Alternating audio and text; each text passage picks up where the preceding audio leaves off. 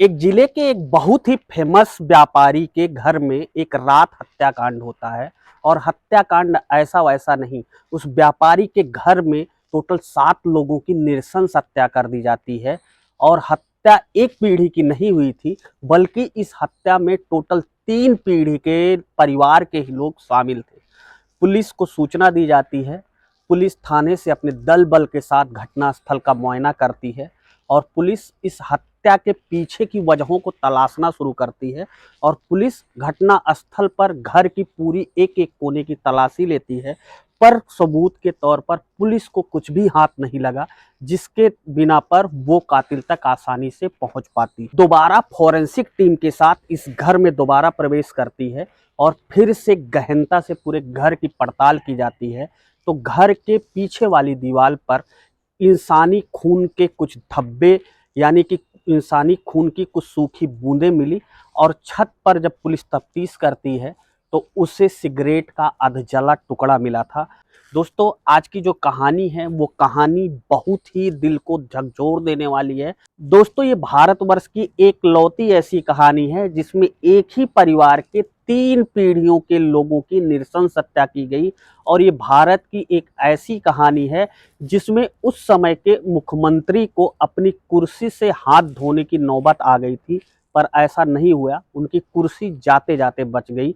आइए जानते हैं कहानी क्या है, कहानी कहाँ की है और आखिर ये 7 हत्याकांड किसने किया और इन 7 हत्याकांड के पीछे की वजह क्या है। नमस्कार, प्रणाम, आदाब, शास्त्रीय काल, क्या हालचाल। उम्मीद है आप स्वस्थ होंगे और मस्त होंगे। दोस्तों, जो आज मैं आपको कहानी सुनाने चल रहा हूँ, इस कहानी को सुनने के बाद आप बिल्कुल अचंभित रह जाएंगे कि क्या आज के भागते दौड़ते युग में ऐसा होना संभव है। दोस्तों, कहानी है भारत के सबसे बड़े राज्य उत्तर प्रदेश की। इसी उत्तर प्रदेश में एक जिला पड़ता है गाजियाबाद। इसी गाजियाबाद के अंतर्गत एक थाना आता है घंटाघर, और घंटाघर थाने का ही एक मोहल्ला लगता है जिसे लोग नई बस्ती के नाम से जानते हैं। 21 मई 2013 को जब घंटाघर गाजियाबाद थाने के समस्त पुलिसकर्मी बैठकर सुबह सुबह 8 बजे आपस में चाय नाश्ता करके अपने ड्यूटी स्थल पर जाने की एक दूसरे से बात ही कर रहे थे कि अचानक फोन की घंटी बजती है, पर कोई भी पुलिसकर्मी इस फोन को रिसीव नहीं करता है। अब कुछ देर बाद ही दोबारा से फोन की घंटी बजती है और एक पुलिस वाला दौड़कर फोन को उठाता है, ये सोचकर कि कहीं किसी प्रकार की इलाके में कोई बात तो नहीं हो गई है। क्योंकि सुबह का टाइम था, इसलिए पुलिस वालों ने पहली बार फोन नहीं रिसीव किया था। पुलिसकर्मी दोबारा थाने के फोन को उठाता है तो उसे फोन करने वाले ने बताया कि साहब, मैं नई बस्ती मोहल्ले से बोल रहा हूँ। यहाँ पर सतीश गोयल नाम के एक व्यापारी रहते थे, जो बहुत ही मशहूर थे और बहुत ही रईस थे। साहब, इनके परिवार के सभी सदस्यों की आज बीती रात में किसी ने हत्या कर दी है। अब जब पुलिसकर्मी ये सारी चीजें सुनता है तो वो आनंद फानन में अपने साथ बैठे और पुलिसकर्मियों को इस घटना की जानकारी देता है।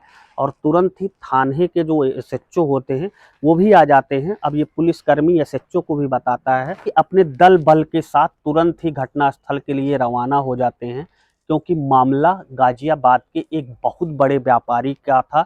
उसके परिवार में 7 लोगों की नृशंस हत्याएं हुई थी।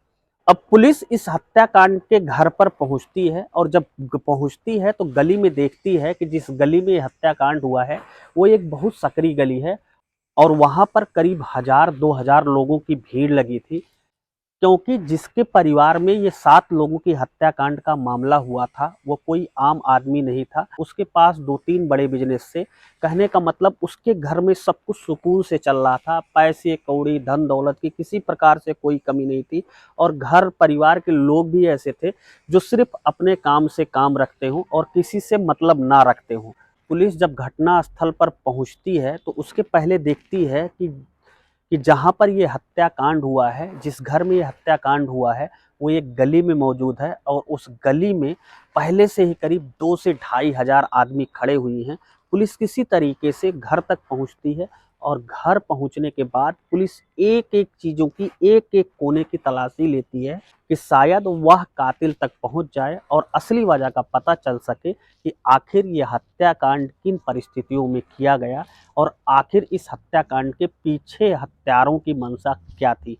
पुलिस घटना स्थल की बहुत बारीकी के साथ एक एक चीज़ों का निरीक्षण करती है, पर पुलिस को कुछ भी हाथ नहीं लगता कि जिसके वजह से वो कातिल तक पहुंचे या उसे लगे कि कोई ऐसा सुराग मिल गया है कि मैं अब कातिल तक जल्द से जल्द पहुंच सकता हूं। अब 2-3 घंटे बीत जाने के बाद चूंकि वहां पर भीड़ बहुत इकट्ठा थी और भीड़ में उबाल आना शुरू होता है और ये चीजें धीरे धीरे पहुंचते पहुंचते सोशल मीडिया और मीडिया के माध्यम तक उत्तर प्रदेश की राजधानी लखनऊ पहुंचती हैं। और उस समय उत्तर प्रदेश में समाजवादी पार्टी की सरकार थी और अखिलेश बतौर मुख्यमंत्री थे। पुलिस अब इन सातों बॉडियों को पैक कराती है और पोस्टमार्टम के लिए भेज देती है। अब धीरे धीरे दिन गुजर रहा था और करीब 1 हफ्ते बाद इन सातों बॉडियों की पोस्टमार्टम रिपोर्ट आ गई। पोस्टमार्टम रिपोर्ट में सातों बॉडियों पे जो प्रहार किया गया था वो एक ही प्रकार के हथियार से किया गया था और सातों बॉडियों में एक ही जगह पर प्रहार किया गया था। किसी बॉडी में अगर हत्यारे ने पेट पर वार किया है तो वो सातों बॉडियों में ही पेट पर वार किया था। एक चीज तो साफ हो गई थी कि जो हत्याकांड है इसमें सिर्फ एक धारदार हथियार का इस्तेमाल किया गया है, इसके अलावा कोई भी हथियार इस्तेमाल नहीं हुआ है। लेकिन पुलिस अब भी अंधेरे में तीर चला रही थी। अब इधर लखनऊ में बैठे मुख्यमंत्री अखिलेश यादव को खुद कमान संभालनी पड़ी और जब उन्होंने आईजी डीआईजी को तलब किया, आईजी और डीआईजी ने गाजियाबाद के पुलिस कप्तान को टाइट किया और पुलिस कप्तान ने पुलिस की सारी टीमों को एक्टिव कर दिया कि जल्द से जल्द इस पूरे मामले का निस्तारण होना चाहिए। पुलिस के पास कोई ऐसा हथियार नहीं था जिसके बिना पर वो कातिलों तक आसानी से पहुंच पाई।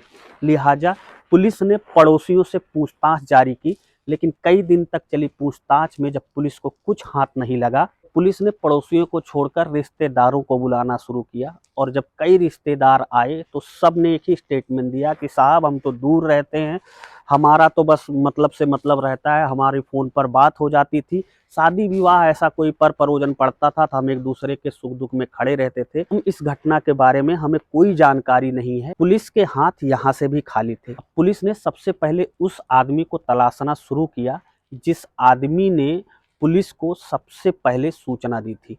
पुलिस ने उसको पकड़ा और पुलिस ने उससे पूछताछ की तो उसने बताया कि साहब मैं एक डॉक्टर के यहाँ काम करता हूँ और मैं उस डॉक्टर का कंपाउंडर हूँ और जिसके यहाँ ये हत्या हुई है उसके जो मेन मुखिया थे सतीश गोयल, उनका किडनी का इलाज चल रहा था और उनकी किडनी 10-12 दिन बाद ट्रांसप्लांट होनी थी और उन्हें हाई लेवल का शुगर था तो उनकी दवा चल रही थी। तो वो चूंकि इतने ज़्यादा अस्वस्थ थे कि वो हॉस्पिटल नहीं जा सकते थे, इसलिए उन्होंने एक डॉक्टर को हायर कर रखा था। जानते ही कि अगर कोई पेशेंट इतना ज़्यादा अस्वस्थ हो कि उसे डॉक्टर हायर करना पड़े तो डॉक्टर की भी एक जिम्मेदारी होती है कि वो समय पर पहुंचे। उस दिन जो व्यवसायी सतीश गोयल को देखने डॉक्टर जाया करते थे वो कहीं पे बिजी थे तो उन्होंने 7 बजे अपने कंपाउंडर को ये कह दिया कि भाई 8 बजे आपको सतीश गोयल के घर जाना है और उनको ये इंजेक्शन लगा कर आना है और उनकी ये चेकअप करनी है। अब कंपाउंडर करीब 7:50 पे अपने क्लिनिक से निकलता है क्योंकि सतीश गोयल के घर से क्लिनिक बहुत ज़्यादा दूर नहीं थी और तय समय 8 बजे यह कंपाउंडर उनके दरवाजे पर पहुंच जाता है। पहले तो वो कई बार बाहर से आवाज़ लगाता है पर सतीश गोयल के परिवार से जब किसी की आवाज़ नहीं आई तो वो दरवाजे पर अपने हाथ से थापी मारता है, लेकिन फिर भी सतीश गोयल के परिवार से कोई शख्स बाहर नहीं आया कि आखिर कौन है बाहर जो बुला रहा है।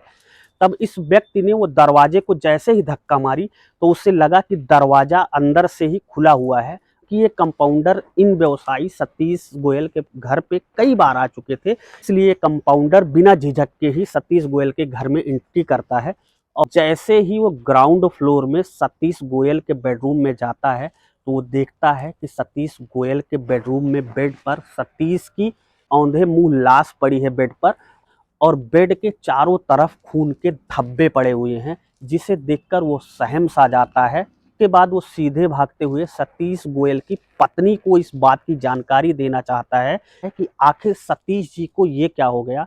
तो जब वो सतीश की पत्नी के बेडरूम में जाता है तो वो देखता है कि सेम वही माजरा जो सतीश गोयल के बेडरूम में था, वही माजरा सतीश गोयल की पत्नी के भी बेडरूम में था और सतीश गोयल की पत्नी की बेडरूम में ही बेड पर औंधे मुँह लाश पड़ी है। कंपाउंडर इतना डर जाता है कि वो चिल्लाते हुए घर के बाहर निकलता है और काफी जोर जोर से शोर मचाना शुरू करता है। अब कुछ ही देर बाद मोहल्ले के काफी लोग इकट्ठा हो जाते हैं और सतीश गोयल के घर में एंट्री करते हैं और जितने भी लोग घर में अंदर एंट्री करते हैं, जब ये पूरा माजरा देखते हैं तो उनके पैरों के नीचे से जमीन खिसक जाती है। कुछ लोग फर्स्ट फ्लोर यानी जहाँ पे सतीश का बेटा, बहू और नाती और नातिन रहते थे वहाँ पर जाते हैं। अब ये देखते हैं कि वहाँ पर भी वही माजरा है और वहाँ पर भी हत्याएं हुई हैं। इस हत्याकांड में टोटल 3 पीढ़ी के लोग, एक ही परिवार के 7 लोगों की नृशंस हत्या हुई थी, जिसमें सतीश गोयल की पत्नी, उनका बेटा और उनकी बहू, साल की नातिन मेघा, 12 साल का एक नाती था हनी, 10 साल का एक नाती था जिसका नाम अमन था। इन 7 लोगों की नृशंस हत्याएं हुई थी। कंपाउंडर ने देखा था तो उसी ने पुलिस को सूचना दी थी और इधर जनता में काफी आक्रोश था और उत्तर प्रदेश की सरकार पर लगातार दबाव बढ़ रहा था कुर्सी गंवाने का। इसी बीच एक शख्स ऐसा बचा था जिससे अभी पुलिस ने पूछताछ नहीं की थी। वो थी सतीश गोयल की बेटी, जिसकी शादी हो गई थी और वो अपने ससुराल में रहती थी। पुलिस ने अब सतीश गोयल की इस बेटी को पूछताछ के लिए बुलाया और बेटी से पूछा, हमारी तो कभी किसी से लड़ाई झगड़े ही नहीं हुए और मेरे भैया और मेरे पापा दोनों ऐसे अच्छे इंसान थे कि उनसे समाज में लोग बहुत हंसी खुशी से मिलजुल कर रहते थे। पुलिस ने फिर से बेटी से कहा कि अपने दिमाग पर जोर डालो और तुम मुझे ये बताओ कि आज के 1, 2 या 6 महीने या 1 साल पहले तुम्हारे घर में किसी शख्स से कोई ऐसी झगड़ा या मनमुटाव या ऐसा कुछ हुआ हो। गोयल की बेटी ने बताया कि हाँ सर, मुझे याद है करीब 4 महीने पहले मेरे यहाँ गाड़ी चलाने के लिए एक ड्राइवर रखा गया था जिसका नाम राहुल वर्मा था। राहुल वर्मा की निगाहें बहुत गलत थी, वो चोर टाइप का आदमी था और उसने एक दिन घर से 4 लाख रुपए चुरा लिए थे, जिसका इल्जाम पापा ने यानी कि सतीश गोयल ने उस ड्राइवर राहुल वर्मा पर लगाया था। बाद में जब उसने 4 लाख रुपए चोरी करने की बात कबूल की थी तो पापा और भैया ने मिलकर उसे बहुत मारा था। उस ड्राइवर को कह दिया था कि दोबारा अब तुम नौकरी पर नहीं आओगे और दोबारा इस मोहल्ले में अगर दिखाई दिए हम पुलिस को सूचना देकर तुम्हें पकड़वा देंगे। अब पुलिस इस ड्राइवर राहुल वर्मा की खोजबीन में लग जाती है और आखिरकार राहुल वर्मा को खोजने में पुलिस कामयाब हो जाती है। पर पुलिस जब राहुल वर्मा को लेकर थाने आती है तो उसके पैर में फ्रैक्चर हुआ था और उसके पैर में प्लास्टर चढ़ा था। जब पुलिस ने राहुल वर्मा से कई बार पूछताछ की तो राहुल वर्मा ने हर बार बड़े कॉन्फिडेंस तरीके से जवाब दिया कि साहब, मेरे पैर में तो फ्रैक्चर हुआ है, मैं आखिर ये सब काम क्यों करूँगा, वो भी 7 लोगों की हत्याओं से मेरा क्या लेना देना। हाँ, मैं उनके यहाँ ड्राइवरी करता था, उन्होंने मुझे मारा पीटा था, मैंने छोड़ दिया था, अब उनके रास्ते और मेरे रास्ते अलग हैं, इसलिए मुझे इस हत्याकांड से कोई लेना देना नहीं है, ना ही इस हत्याकांड में मेरा कोई रोल है। पुलिस जब ड्राइवर राहुल वर्मा से बार बार इस हत्याकांड की जानकारी लेना चाह रही थी तो राहुल वर्मा पुलिस को बार बार वही अपना पैर दिखा रहा था। वहीं पर बैठे एक पुलिसकर्मी ने देखा कि उसका जहाँ पे प्लास्टर चढ़ा हुआ है वहाँ पर छोटा सा घाव है। तब उस पुलिस वाले ने अपने सारे पुलिस वालों को बताया कि ये घाव कैसे है और यहाँ पर खून का निशान कैसा है। पुलिस वालों को जानते ही हैं कि वो हर चीज़ों को कितना सीरियसली लेते हैं, लिहाजा पुलिस ने इस घाव और इस खून को जो राहुल के प्लास्टर के पास था इसको बड़ा सीरियसली से लिया और राहुल से जब इसके बाबत पूछताछ की तो राहुल का जो जवाब था उसे देखकर पुलिस को लगा, जो पहले प्रश्न हमने किए उनका जब जवाब दे रहा था तो इसके अंदर एक अलग तरीके का कॉन्फिडेंस था। पर जब इस खून और इस घाव के बारे में पुलिस ने पूछा तो इसके चेहरे पर जो सिकन आई उसे देखकर पुलिस ने जब इससे पूछताछ की तो इसने पुलिस को बताया कि साहब, ये तो मैं बाइक से जा रहा था और मैं गिर गया था, गिरने की वजह से मेरे पैर में फ्रैक्चर हुआ और मुझे घाव भी लग गया था, इस वजह से ये आपको घाव और खून दिख रहा है। अब पुलिस ने इसकी बात को नहीं माना, पुलिस इसके घर पहुंचती है और घर से इसके भाई को उठाकर थाने ले आती है और थाने पर जब भाई आया तो पुलिस वालों ने इसके भाई से पूछताछ की कि आखिर राहुल वर्मा को पैर में चोट कैसे आई और पैर में इसके प्लास्टर कब चढ़ा। तो राहुल वर्मा के भाई ने बताया कि साहब 20 मई तक तो ये बिल्कुल ठीक ठाक था। 30 मई की रात को ये कहीं गया था और 21 मई को सुबह जब ये घर आया तो इसके पैर पर प्लास्टर चढ़ा हुआ था। इसके पीछे की क्या कहानी है मुझे नहीं पता है। पुलिस को ये लग रहा था कि वो जिस दिशा में तीर चला रही है उसका तीर बिल्कुल निशाने पर जा रहा है। लिहाजा पुलिस ने ड्राइवर राहुल के इस घाव के खून का सैंपल लिया और उस हत्याकांड में दीवार पर मिले खून का सैंपल लिया और दोनों को आपस में मैच कराया। तो दोनों आपस में सैंपल मैच हो गए और पुलिस को जो छत पर अधजली सिगरेट मिली थी उस सिगरेट को राहुल की होठों पर आई लार को जब आपस में मैच कराया, सिगरेट और राहुल वर्मा की लार एक दूसरे से दोबारा मैच कर गए। अब पुलिस कई दिनों की खोजबीन के बाद हत्यारे तक पहुंच चुकी थी और फिर पुलिस ने राहुल को गिरफ्तार करके जेल भेज दिया। जेल भेजने के बाद ड्राइवर राहुल वर्मा का एक खास मित्र भी पुलिस के सामने आया, जिसने बताया कि राहुल वर्मा ने डकैती के पूर्व उसे सूचना दी थी कि चलो हम दोनों साथ में डकैती करते हैं और जो भी पैसा मिलेगा 7, 8, 10 लाख रुपया कम से कम मिलेंगे ही और जो मिलेगा हम दोनों आधा आधा बांट लेंगे। लेकिन साहब मेरी नीयत खराब नहीं थी, इसलिए मैं इलाहाबाद उस दिन चला गया था और मैं घटनाक्रम में नहीं आया। राहुल के इसी मित्र ने इस 7 हत्याकांड में राहुल के खिलाफ कोर्ट में ये गवाही दी और इसी गवाही के आधार पर राहुल को फांसी की सजा हुई। दोस्तों, पैसे के लिए आज आदमी किस हद से गुजर सकता है और कौन किस हद तक गुजर सकता है ये कहना बिल्कुल नामुमकिन ही नहीं बल्कि असंभव सा है। दोस्तों, इस कहानी को सुनाने का मकसद किसी को हैरान करना या परेशान करना नहीं था। इस कहानी को सुनाने का मकसद बस इतना सा था कि आप सतर्क रहें, जागरूक रहें, अपने आँख, कान, नाक सब कुछ खुले रखें। फिलहाल पूरी कहानी के बारे में आपकी क्या राय है और आप इस ड्राइवर राहुल वर्मा के बारे में आप क्या कहना चाहते हैं, हमें अपनी राय कमेंट बॉक्स में ज़रूर बताएं। मिलूंगा ऐसी ही एक नई वीडियो के साथ आपको जल्द ही। तब तक के लिए जय हिंद, जय भारत। जाते जाते बस इतना ही कि दोस्तों, अगर चैनल को सब्सक्राइब ना किया हो तो चैनल को सब्सक्राइब कर लेना, क्योंकि हम आपको जागरूक करने के लिए ऐसी वीडियो लाते रहते हैं।